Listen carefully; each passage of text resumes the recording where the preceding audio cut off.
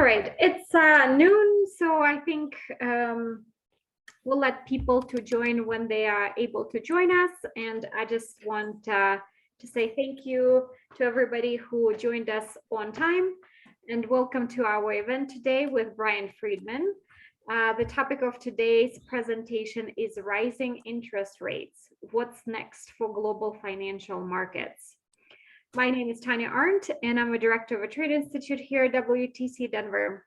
World Trade Center Denver is a business network and services organization dedicated exclusively to the international business success of companies based in Colorado and the surrounding Rocky Mountain region. Before we begin, I wanted to highlight a couple of events that are coming up. Next week, we have quite a lot of them on our calendar. On March 9th, we have the info session for the Certificate of International Trade. So if this is something you are interested in, please join me. It will be it will be at noon, so it will be a noon session. March 10th, we have a class on export documentation. March 11th, we have an event, UN Sustainable Development Goals in your business. And then March 17th, the supply chain management class. We have, as you probably noticed, we have quite a few events and trainings. So if you want to participate more, check our website and calendar, and also subscribe to our newsletter. A few housekeeping notes. Please keep yourself on mute unless you have a question. You can raise your hand. If you have a question, you can also post it in the chat, and hopefully we'll be able to answer those questions during the session. Turn on your video if you can. We find that you get more out of this type of virtual event when your video is on and you can be more engaged. The session is being recorded, and I also, because this is a webinar, so I encourage everybody to share your LinkedIn profile, as we are a network organization, and I would encourage everybody to connect and set up maybe information interviews or things like this, so you feel you grow your network as well. And now it is my pleasure to introduce our instructor and our presenter today, Brian Friedman. Brian is the president and co-founder and chief investment officer for GHP Investment Advisors. Brian, I'll actually let you provide a little bit more details about your bio, and I'll post your official bio that I have in the chat so people can read that as well. But I'm going to turn it over to you now. Thank you. Can you hear me okay out there? Great. Yes. So thanks, Tanya. And apropos the advertisement portion of the program, yes, GHP Investment Advisors is a company that I founded with my partners 23 years ago, more than 23 years ago now. And we have two divisions, wealth management and GHP Global Markets. Wealth management, we manage a little more than $2 billion for our clients, and we manage two limited partnerships. One is an Israel country fund, and the other is an international stock fund, primarily focused on reform and development around the world. Legal and regulatory reform is what we are looking for. So that will play an important role in the latter half of my comments. Let me just preface my remarks today by saying I will talk about the Russia-Ukraine situation towards the end of my presentation, but I'll just give you the answer right now, at least as how I see it, and it may be controversial because I find that whatever the issue of the day is, gets blown out of proportion, in my opinion, by the media when it comes to the markets and economics. The Russia-Ukraine situation, which is very significant geopolitically, which is very significant in terms of reshaping the world order, which is very significant vis-a-vis military and security risks for Europe in particular, and America, I'd say secondarily. is not very important economically. We will discuss that at the end of my comments, and it largely has to do with the fact that Russia exports commodities, primarily oil and gas, and as important as they are, and as dramatic as the price increases have been of late, those commodities have diminished in importance as a percentage of Western economies over the last 30 years. So even with the dramatic price increases that we've seen and may see in the future, I will argue these are not the drivers and have very little significance, except for in the extreme short run. So let me just, having said that now, let it hang in the air, because I'm not going to talk about that until the end. And I'm going to talk about what I do consider to be of much greater significance, and that is what is going on in the United States primarily, and Europe secondarily. Let me walk through my comments, and we have about an hour, so let me spend about 30 or 40 minutes walking through my material. If you have any questions, put them in the chat, but I'll also open up the last 15 or 20 minutes for any Q&A. All right. There we go. There's been a lot of conversation regarding resurging inflation for the first time in many years. I want to use the analogy of World War II. I think that the period that we are living through right now when it comes to inflation is similar to the post-war years, 1945 to 1952, and not similar to the 1970s and the 1980s. And let me just distinguish these two periods. If you see on the chart in front of you, you see that in the years following World War II, there was a massive surge in inflation, and it eventually diminished. And let's contrast that with the period from, let's call it about 1965, 1966, when inflation began to accelerate on a sustained basis, reaching its peak in the early 1980s, followed by a period of disinflation, of declining inflation over the next 15 years until reaching a period of stability over the last, let's say, 20 years or so. Why do I say that we are not living the 1970s all over again? Because if we think about what happened during World War II, and frankly, even in the years prior to World War II, due to the Depression, we had a situation of constrained supply as industries shifted away from consumer production towards a war footing, but yet we had stimulated demand because full employment was achieved during the war years. The government spent a tremendous amount of money to fight the war. And in fact, you had people had flush pockets, but an inability to spend it in the way that they wanted. After the war ended, people had money in their pockets, employment, even as soldiers came home from the war, we achieved full employment very rapidly. And we could not as rapidly shift production towards consumer production.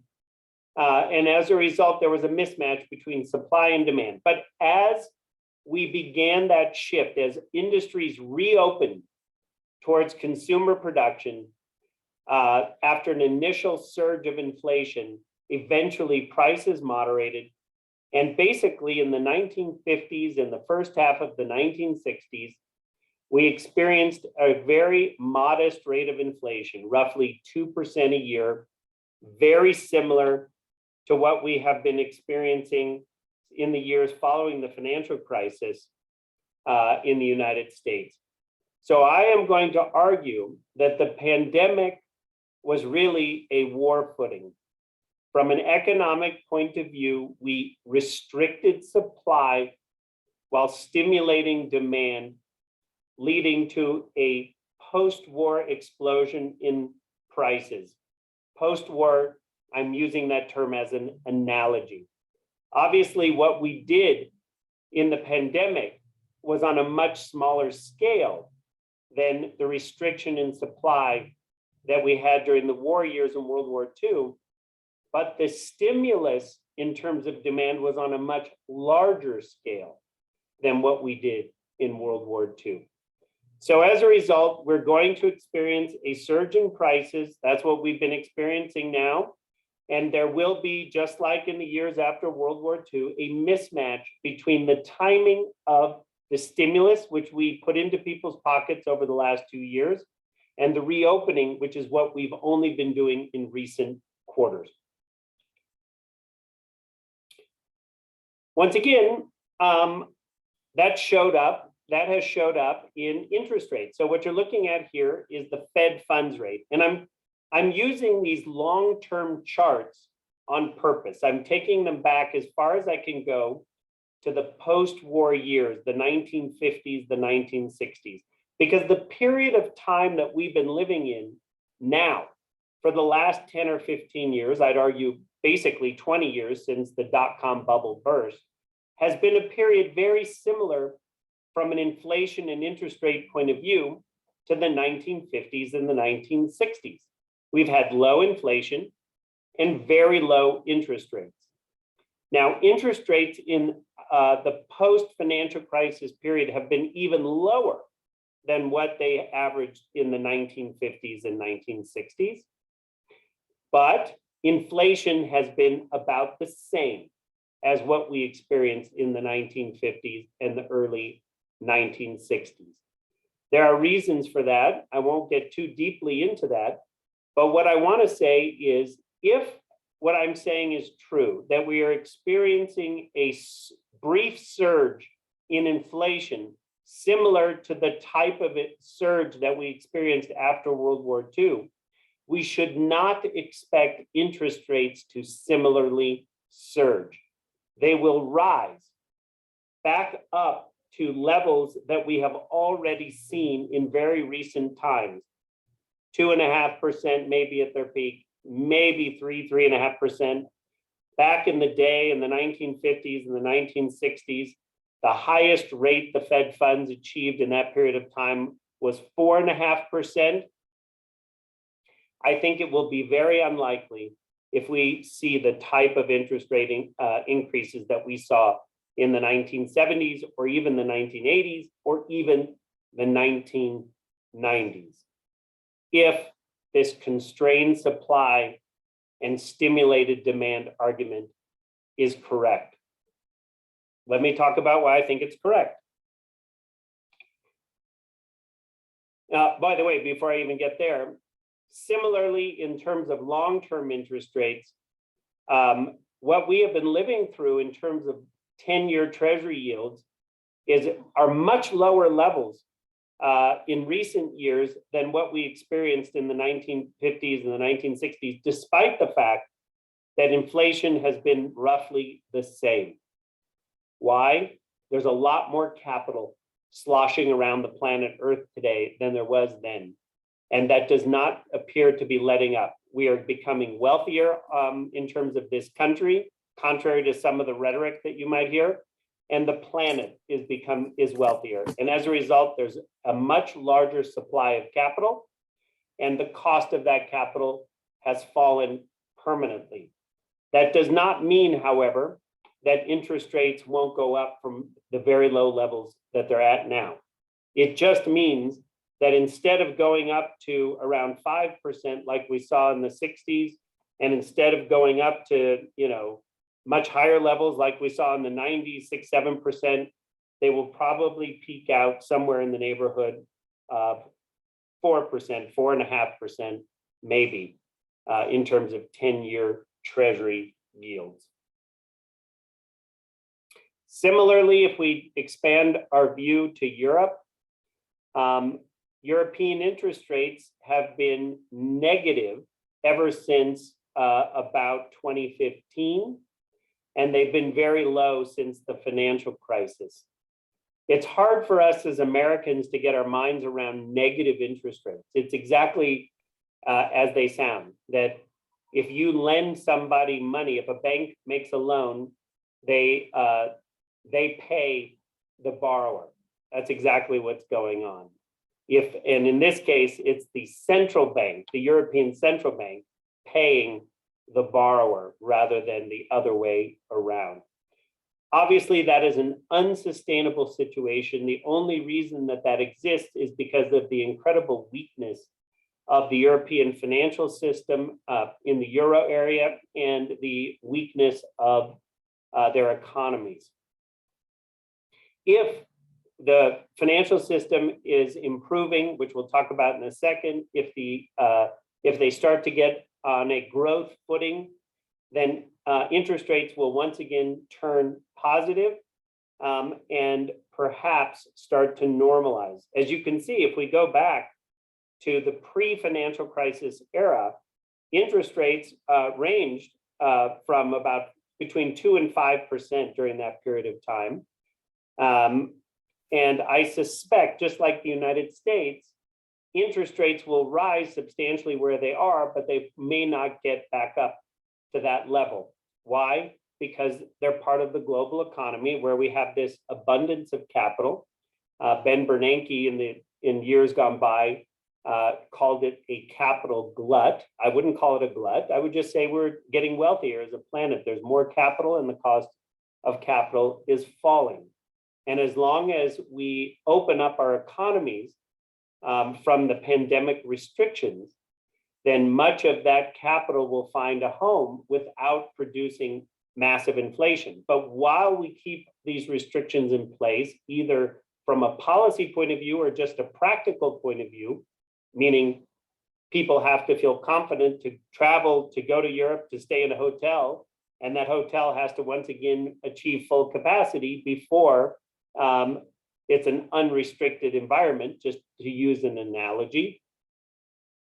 Until that happens, we'll see inflation everywhere. We'll see inflation in the United States, we'll see inflation in Europe, et cetera. As these imbalances clear, we will start to experience less inflation, and that is exactly what the markets are predicting with these relatively low interest rates. So let's talk about why I think Europe is probably on the cusp of a turnaround. One of the reasons that interest rates fell into negative territory was because the banking system writ large, meaning the banks throughout the Eurozone in general, were in fairly poor shape. Now, of course, that not all the countries were created equal. The countries that were hardest hit by the Euro crisis in 2011 and 2012 that had the most debt and the weakest economic performance, such as Italy, Spain, Greece, etc. Of course, that was where the bulk of these non-performing loans resided. However, you would be surprised to learn that actually, even in countries like Germany and France, they had higher non-performing loans, meaning a higher proportion of bad loans, even in those countries, than in the United States. And because the Europeans did not create a coordinated response to bad loans, meaning if we go back to the financial crisis in the United States and you remember what the United States government did in terms of the bailout of the banking system, we called it TARP, Troubled Asset Relief Program. That was a large injection of capital by the federal government to stabilize the banks. The banks sold off their bad loans. They put their balance sheets in the United States into very solid working order in very short order. That did not occur in Europe. Because Europe is not a unified financial policy framework, they could not agree on a major Europe-wide bailout. And as a result, what they did do instead is they tightened regulation. The European Central Bank, which is the only European-wide financial institution with regulatory power, they tightened the screws And they've been forcing banks to essentially achieve higher levels of profitability by reducing their lending. And as a result, their balance sheets have been improving, but at the cost of limited lending. And as a result, economic growth has been very slow in the Eurozone and in Europe more widely. But what you can see is, even though they took the slow approach, they have generally seen their balance sheets improve. This chart goes back to 2015. If I went back to 2011, the non-performing loans would be well into double digits. And as you can see, that starting in 2011 through now, non-performing loans, the percentage of loans that are not paying in the banking system in the Eurozone, has fallen from double digits to just above 2% today. To put that into perspective, the United States non-performing loan ratio is about 0.5% today. So Europe still has a much higher proportion of bad debt than the United States, but a significantly improved balance sheet across the entire financial system, with the bulk of that improvement occurring in the weakest countries like Italy and Spain. So at some point, when lending restarts, and I think we're getting close to that point over the next year or maybe two, but probably within the next year, we will start to see a larger amount of lending. There will be greater demand for capital in the banking system. Interest rates will start to rise, and economic growth will accelerate. In Europe, banks supply 75% all external capital in the financial system. It's not a similar situation in Europe to the United States. The United States has a variegated financial system whereby capital markets supply 70% of all capital. Stock markets, bond markets, securitization of mortgages, securitization of auto loans, securitization of credit card receivables. None of that exists to the same degree in Europe. So when the bank balance sheets got into trouble, it stymied their entire economies. That's the bad news. The good news is we are I'm going to use a baseball analogy, even though it's a mixed metaphor when it comes to Europe. We are probably in the top of the ninth inning of the recapitalization of banks in Europe. As we start to get to the bottom of the ninth, we should see interest rates rise and economic growth accelerate. Which is why I believe we're starting to already see a stabilization and uptick. It's hard to notice on this long-term chart, but long-term interest rates are starting to move out of negative territory in the strongest countries such as Germany. Once again, I wanted to give you these long-term charts that you see in front of you just to show you how egregiously anomalous the current situation is in the world, particularly for Europe. It's incredibly unusual to have negative interest rates, particularly on long-term loans like 10-year German government bonds. This situation is most likely coming to an end, and it's coming to an end because the banking system in Europe is improving, and it's coming to an end because the United States is starting to shift its policy towards higher interest rates. The whole world is going to shift towards higher interest rates, but as I said at the beginning of my remarks, not radically higher interest rates. We're moving back to the 1950s, not the 1970s, by way of analogy. Okay, another reason foreign markets have been very weak over the last decade, and I'm making quite a blanket statement, and it's mostly true. The European stock and bond markets have been very weak over the last decade. They've performed very poorly, but so have most other foreign markets. Asian markets, have performed very poorly. The Chinese market has performed extremely poorly, Japan, etc. There's reasons for this, and probably above all else is because the United States has performed very well. And the United States dollar has been quite strong over the last decade. And part of the reason that we've seen such a degree of strength relates to what I just showed you a minute ago. With weak balance sheets in the financial system in Europe, they were not, the amount of capital was declining, the amount of lending was declining in Europe. And the same was true in other major financial centers such as Japan, which also experienced negative interest rates.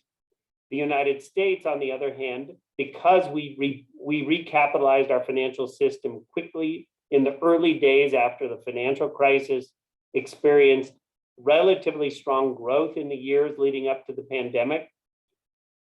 And the dollar, as a result, has been quite strong. If you can see from the depths of 2008, 2009 through now, the dollar has remained quite strong relative to other world currencies. And that has been an incredible impetus for foreign capital to pour into the United States. I do not think this situation will reverse, but I do think that the stability that we've seen in the last several years in the dollar will likely continue, meaning dollar strengthening may not be on the table, dollar weakening may not be on the table relative to other major currencies, but stability will probably persist. That will be good news for foreign markets.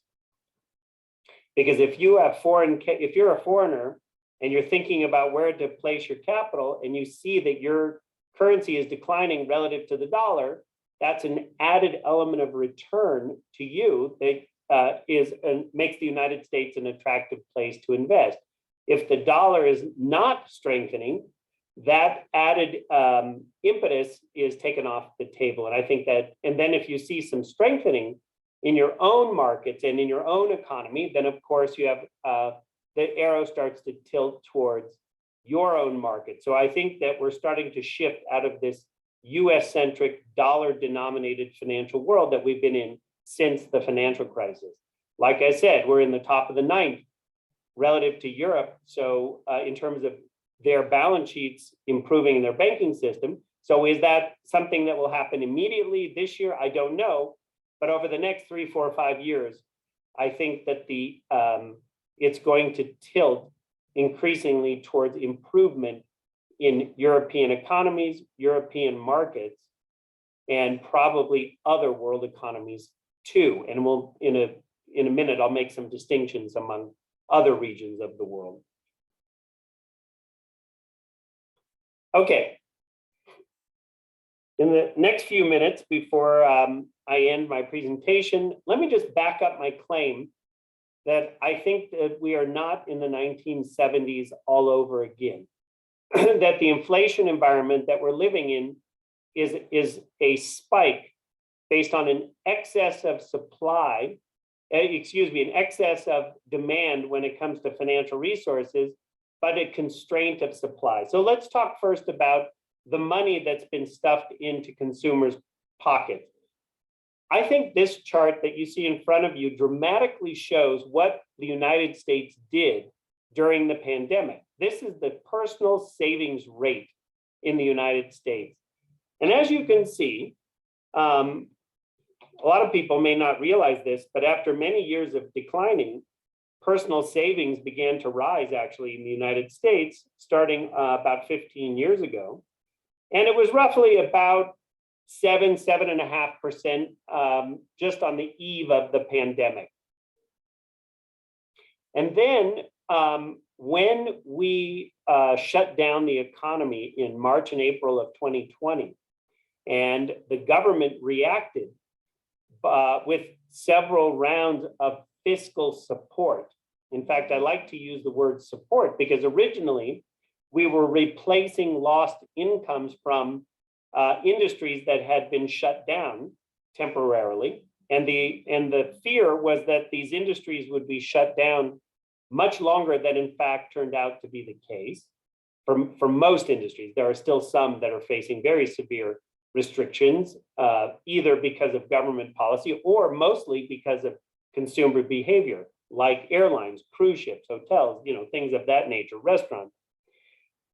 Be that as it may, between the 3 rounds of fiscal stimulus that were enacted starting in the late spring of 2020, and again in the fall of 2020, and then again in the early days of the Biden administration in 2021, that total of about $6 trillion of payments that came in the form of extended unemployment insurance assistance, the $1,400 checks, the PPP, et cetera, programs. Personal savings shot up to 33% of GDP.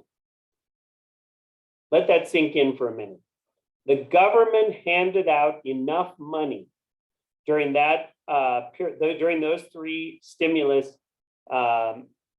programs that it was the equivalent, so much that people could save, could put in their pockets and put in their piggy banks 1/3 of the United States economy. That goes a long way towards explaining this strength that we've been experiencing in consumer demand, even as people have stayed out of the workforce. It goes a long way toward explaining why we did not have a Great Depression, and instead, in some ways, we had a boom, at least a consumer boom.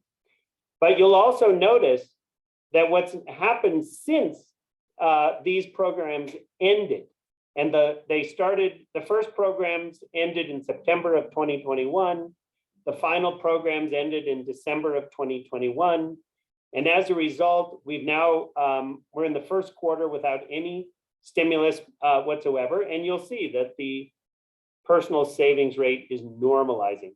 We have to go through a period of normalization and work through all of this excess stimulus, which will take another year or 2 before we see a moderation in inflation, at least the demand side of that equation. Similarly, when the pandemic hit and we closed, first we had the lockdowns and we closed many industries, and then some that have remained closed. And then we've combined that with the fiscal and monetary stimulus that's put money in people's pockets and allowed many of them to stay out of the labor force. What you're looking at here is what I consider to be the best measure of unemployment in the economy. It's the percentage of the United States population that is working. And as you can see, it peaked before the dot-com bubble, then it took a dive, and was starting to recover when we had the financial crisis, at which time it plummeted, and was recovering in a relatively steady way until the pandemic occurred. And then you can see a giant bomb went off in the employment market. This dip here of just above 50% of the United States population working is the lowest ever recorded. In fact, it's even the lowest ever estimated in American history.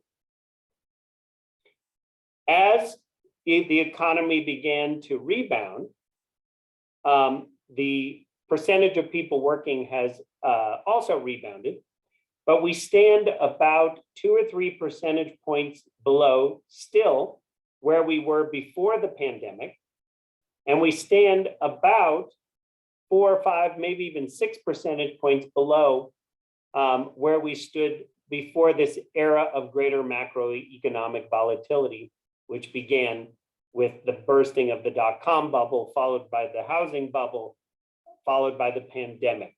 So the question is, where can we go from here? What is the true unemployment rate? Is it just the few percentage points of people that we had employed before the pandemic, or can we go all the way to the heights that we experienced more than 20 years ago. By this measure, we have about 3 million people that are out of the labor force still. By this measure, relative to where we were before the pandemic, we have about 6 million. And if we really believe that we can go back to the 2000 high, we have almost 10 million people that could come back to work in the coming years. I'll give you once again my view. My view is we can almost certainly get back to where we were before the financial crisis, despite the aging of our society, if we experience an era of somewhat prolonged stability without a major crisis like the pandemic crisis, the financial crisis, etc. Why do I think that? Because it's not just older people leaving the workforce. This is the same ratio of people of prime working age between 25 and 54. As you can see, the same pattern holds even for prime working age people. I will argue the problem that we've had has been extreme macroeconomic volatility because of the severity of the crises that we've lived through over the last 20 years. But the inherent ability of the economy to produce jobs still exists. More importantly, people between the ages of 55 and 64 have actually been working in ever larger numbers. You might be surprised to learn if we go back to the 80s, many people in that age category were already leaving the workforce primarily due to health considerations. So once again, older people in our economy have continued to work as a historical trend that has been reversed, I believe, only temporarily by the pandemic. And the same is true even for older workers above age 65. I apologize that the data only goes back to about 2009, but the long-term trend is towards older workers moving into the workforce in ever greater numbers, not the Great Resignation. What is occurring, in my opinion, based on the data I'm presenting, is that the Great Resignation is perhaps a temporary phenomenon, if not a myth. Ultimately, these people will come back into the workforce as that personal savings that government handed out diminishes.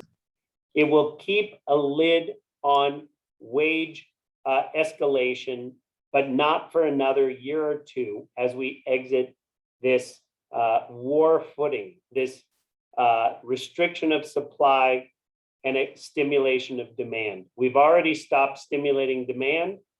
It will take some time for it to work its way through the system. And we have been slowly opening up restricted industries. If that continues, you will see a moderation in inflation, not immediately, but within the next several years. Similarly, turning to financial markets, and I'm gonna go through this quickly to wrap up my comments and open up for Q&A. Contrary to what people believe, we did have a brief bubble in certain parts of the stock market, particularly things, picture Zoom and stocks like that caught fire with the public because of the pandemic. Most of that has now corrected itself. And if you look at the price to earnings ratio of the S&P 500 relative to 2022 earnings estimates, we're selling right in line with historical norms. The stock market is normalizing. Probably interest rates and things of that nature will continue to normalize over the next 24, maybe 36 months. Even the NASDAQ, after experiencing the brunt of the bubble, is normalizing. We're getting right back to historic norms. Many of the stocks that were the most bubbly, like I mentioned Zoom, are already down 75% from their highs or more. As a result, the market is normalizing, even for rapidly growing tech stocks that did experience a bit of a frothy bubble over the last 2 years. Similarly, around the world, if we look at, this is the price index for the major developed country index. It's called the MSCI Europe, Australasia, Far East Index.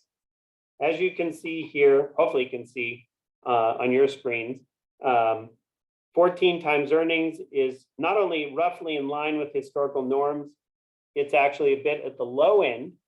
So if it is the case that Europe is starting to normalize in terms of its financial health and growth is on the cusp of a rebound, in fact, even though these markets have performed very poorly over the last decade, probably the coming decade will be a very different story. Similarly, emerging markets, I don't know where this little blue line comes in, I apologize. Similarly, emerging markets are selling very much in line with historical norms, about 12 times earnings. And as a result, they're not cheap, they're not expensive, they are very much in keeping with where they should be given the risk of these markets. And as a result, a lot of the stories that we read about in the press, which of course, we're in a hyper emotional media environment these days for everything, is probably just not true. Things are not extreme. Things are calming down. Inflation looks scary at the moment, but it's unlikely to persist and escalate in the way that it did in the 1970s and the 1980s, and probably modest interest rate increases will be sufficient to put a damper on that inflation, partly because of the economic issues that I just raised regarding unemployment versus stimulus, but also because financial markets are already foreshadowing that's going to be the case. That's why 10, 20, and 30-year Treasury interest rates are not exploding upwards. It's why 10, 20, and 30-year interest rates in Germany, in the UK are also not exploding upwards. It's why stock multiples are falling back to historical norms rather than worrying too much about long-term cycles of 20-year inflation, et cetera. Finally, I'll finish here. If I look at the global markets, the S&P at 19 times earnings, it is true that it is the most expensive market in the world, but it's also very much reasonable because the United States has the deepest, most liquid markets in the world governed by the rule of law. Emerging markets, which are countries that are not governed by the rule of law, are always historically inexpensive and will never achieve multiples similar to the United States unless they transition towards the rule of law, which most of them are not doing. Right now, the Chinese stock market is selling also for about 11, 12 times earnings. And China is not transitioning towards the rule of law. So I would not expect that their price earnings multiples will get much higher than where they are now.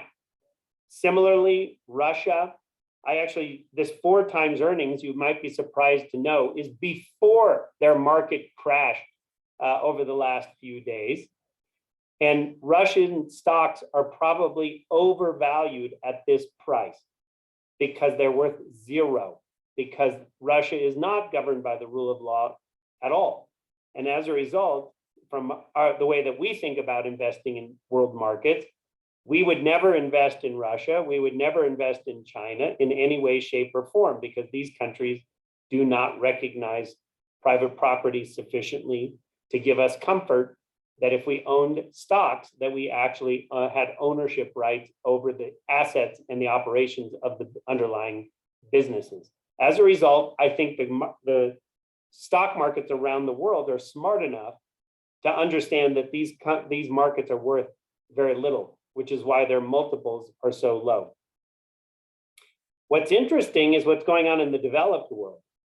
Because they've been so weak and because they've had so many unique problems, their multiples are very low relative to the United States and probably can move higher. And particularly a country like Britain, which had the double whammy of a slow Europe, but also the last 5-6 years of dealing with Brexit, most of that is now in the rearview mirror, and it is probably the least expensive, greatest value of any market in the world today. It has the potential to grow like the United States. It has the potential to develop companies similar to the United States. It has a very well-developed venture capital industry and technology sector, unlike the remainder of Europe and the rest of the world. But yet, because of European weakness and because of Brexit, it only sells at 12 times earnings. In my view, Britain is probably the #1 most undervalued stock market in the world today. Let me end my comments there.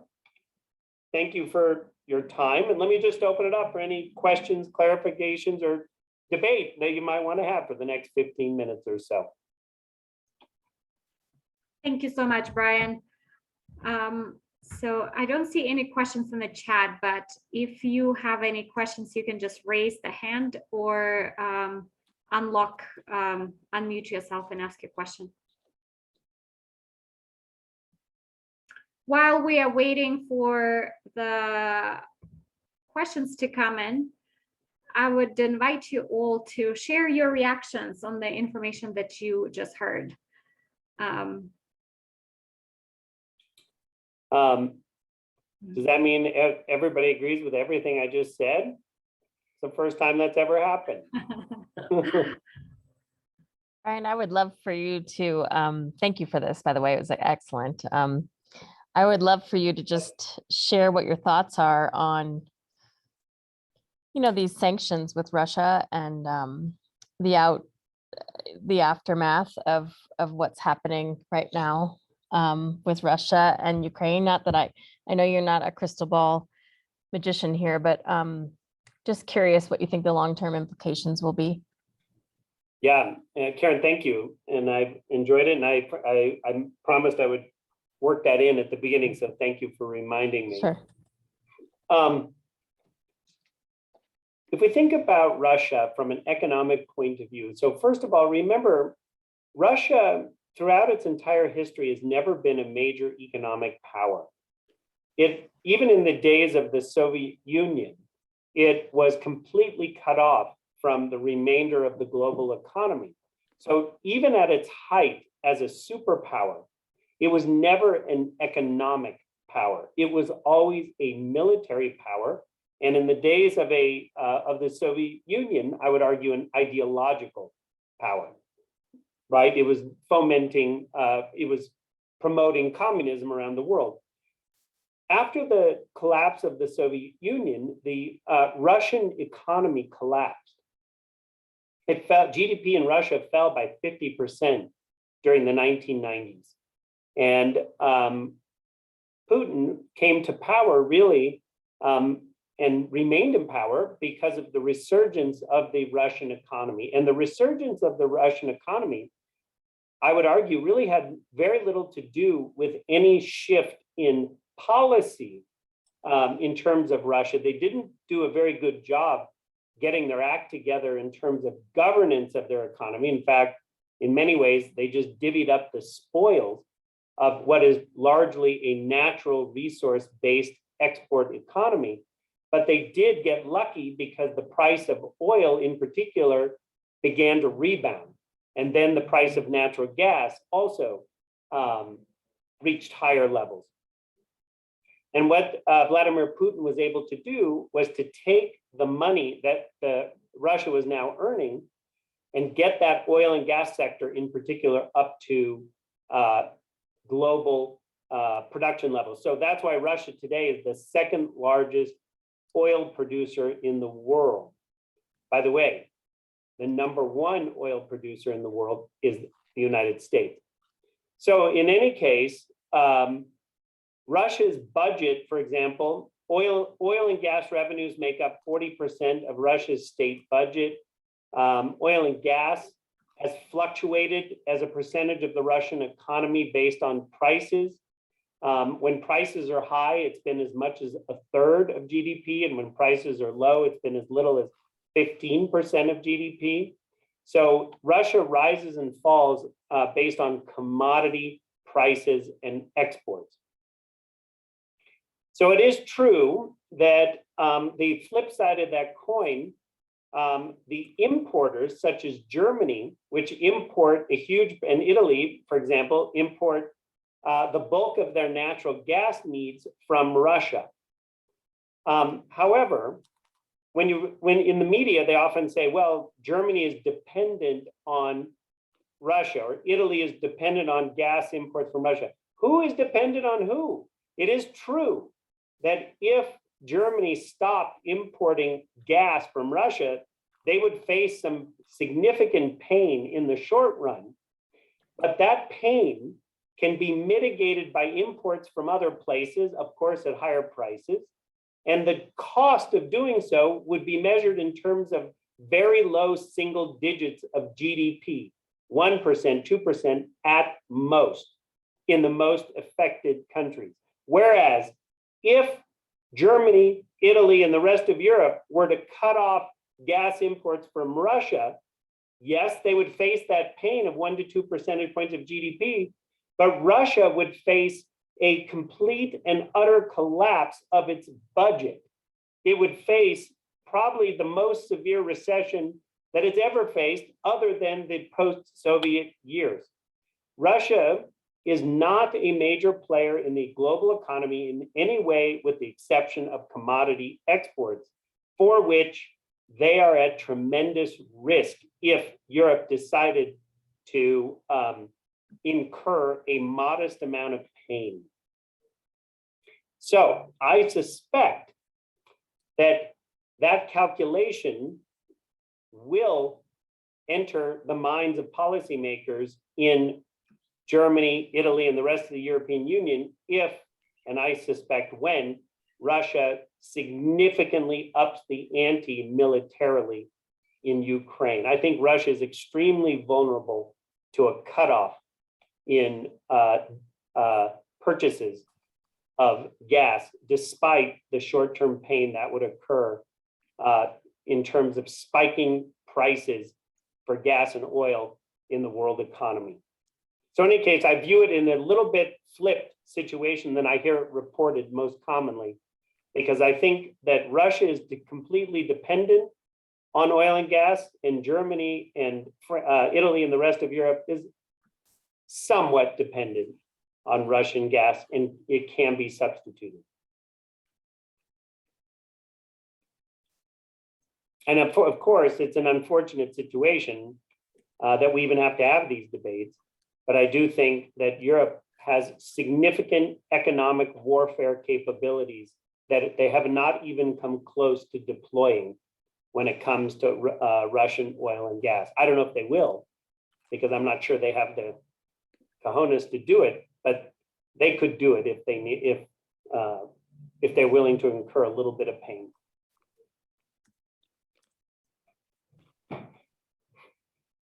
Anybody have a different point of view on that issue? Thank you for sharing that. And I especially love that you worked in the word cojones with your economic analysis. So it's wonderful. You know, I find it interesting, Germany's announcement regarding their defense spending, because I do think that this Russian invasion of Ukraine is a major wake-up call to Europe, the European Union. They've let themselves diminish militarily to a very great extent, and they've let their own unwillingness to incur pain give Russia a weapon that that I don't think they really have. And I think that that announcement to me signals that Europe is starting to wake up and say, you know what, we might have to incur a little bit of pain here to choke off Russia's access to resources. We'll see. But so that's why I'm making this inflation argument. In the short run, could you see oil, if those extreme measures were to occur, could oil go to $150 or $200 a barrel? You bet it could. Would that lead to a cycle of inflation similar to the 1970s? I do not think it would. I think it would be temporary until the market adjusts. There's enough excess capacity around the world, including in the United States, to compensate for that, for lost Russian production, as big as it is.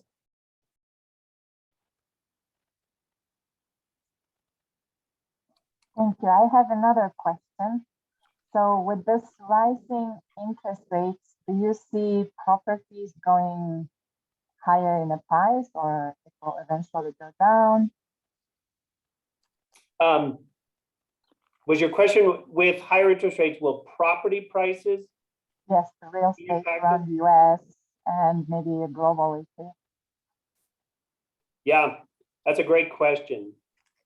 I would say that the way I would answer this is let's separate residential property for a minute from other property like office buildings, shopping malls, hotels, etc. If all else held equal, rising interest rates would tend to push real estate prices down. That's, kind of economics 101. However, I don't think interest rates are likely to go high enough to have a massive impact on real estate prices. So as a result, other factors will also be important, or perhaps equally important. So we have a shortage of housing in the United States because in the years following the financial crisis, construction has been at much more subdued levels. So I think residential property prices may not increase at the same rate, but they're likely to remain relatively strong. If you look at other categories of real estate, like office, very clearly, there's been a shift in supply and demand. Who knows what that will look like in the next couple of years? But I suspect that even if people come back to offices, there's going to be a lot of vacancy. And I think the same will be true in retail shopping centers, as we have shifted a lot of demand towards e-commerce. Some of it will shift back to traditional stores, but maybe not enough to support the installed base of shopping centers. So I think if you think about the various segments of real estate, supply and demand will be more important than interest rates, but interest rates are also important. It will generally have a bit of a subduing effect on the rate of increase in real estate prices. Thank you Awesome, so much. thank you. That makes so much sense. Yeah, supply and demand will be more important than rising interest rates. I think so, unless I'm wrong. I mean, if I'm wrong, and let's say that it is sustained inflation, well, then all bets are off. Asset prices will go way down, interest rates will go much higher, and then we have a significant recession like we experienced in the financial crisis or the early 1980s. Thank you so much, Brian. We just have one more minute left, and very quick thoughts. I don't know if it's possible to answer very quickly, but we have a question in the chat from Naveed about crypto. Do you have any quick remarks about that? Well, I think crypto is a phenomenon that's very difficult to understand. And it's hard to understand where the demand is from. It's hard to understand how it's going to scale up into the financial system and the banking system in the ways that the United States dollar or the euro or the yen do. So as a result, it's not that maybe it will become a more mainstream phenomenon, but I have my doubts. I suspect that 20 years from now, we will still be using dollars as a currency. We'll be lending in dollars. We'll be banking in dollars and euro, etc. And as a result, and I think that central banks will preserve the value of our currencies. And I also don't buy the argument that somehow you can divorce sovereignty from financial trust. I don't buy that at all. As a result, I think crypto has a role in what I call extra legal and illegal activity. Extra legal places like Venezuela, China, where you want to get your money out of those countries and they have restrictions. I can see why crypto will continue to be an intermediate currency or an intermediate financial transaction in order to move money around the world for those types of activities. And I can also see why criminals will continually be attracted to cryptocurrencies. But I do not understand, that doesn't mean I'm right, I just can't understand how it will evolve into the mainstream financial universe. And by the way, when I can pay for my lunch with a cryptocurrency, I'll change my mind. As of now, it's very difficult to buy a sandwich with Bitcoin or any of those. So I rely on the sandwich principle when it comes to, are these things real or not? Fantastic. Well, thank you so much, Brian. Thank you for sharing your knowledge. Thank you for giving us a little bit of clarity or some vision to see what's coming next. It's always good to see perspective from afar. So I loved your charts that went back in history. And thank you, everybody who found the time to attend our event today. And with that, enjoy the rest of your Tuesday, and we'll see you next time. Thank you so much. Thank you for having me. I appreciate it. Bye. Bye-bye, everybody. Thank you. Bye.